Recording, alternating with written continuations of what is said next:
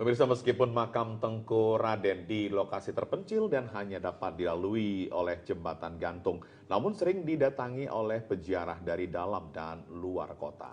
Namun masih banyak warga belum mengetahui bagaimana sejarah perjuangan Tengku Raden merebut kemerdekaan dari penjajah kolonial Belanda di wilayah Kualoh.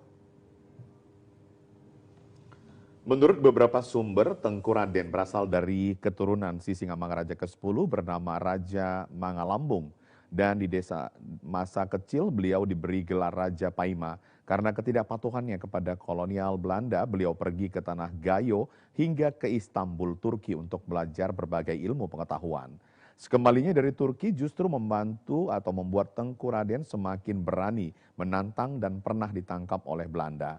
Kemudian diasingkan ke Pulau Jawa dan berhasil melarikan diri terdampar di pesisir kerajaan Bedagai. Setelah melalui perjalanan dan perjuangan panjang, kemudian Tengku Raden minta izin pada ayah angkatnya Raja Bedagai pulang ke Tanah Batak dan ke negeri perbatasan Sumatera Timur yang sekarang dikenal dengan Desa Kuala Beringin, Kecamatan Kuala Hulu, Labuhan Batu Utara, untuk membangun kekuatan perjuangan melakukan perlawanan secara gerilya di Tanah Kuala.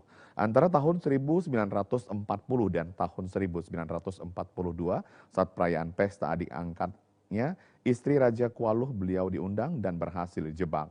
Tepatnya di Bandar Manis, Desa Kuala Beringin, beliau dikepung lalu dibunuh oleh kaki tangan Belanda. Dan jasadnya dikuburkan di tepi Sungai Kuala dan muara Sungai Aik Rimo, tepatnya sekarang di Dusun 1 Desa Kuala Beringin.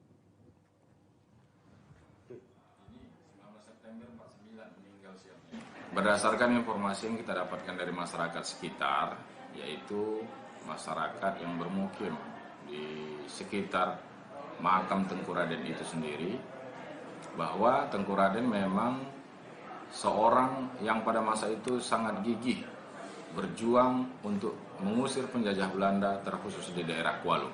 Sebagai bentuk penghormatan dan penghargaan dari pemerintah, makam Tengku Raden pernah dilakukan 2 kali pemugaran. Yang terakhir dipugar itu tahun 2019. Sebagai bentuk penghormatan, pemerintah Labuhan Batu Utara sudah 2 kali melakukan pemugaran makam Tengku Raden tersebut. Namun karena derasnya air sungai saat banjir tiba, tepi sungai mulai terkikis longsor hingga membuat bangunan makam saat ini terlihat miring dan pecah, nyaris rubuh masuk ke alur Sungai Kuala.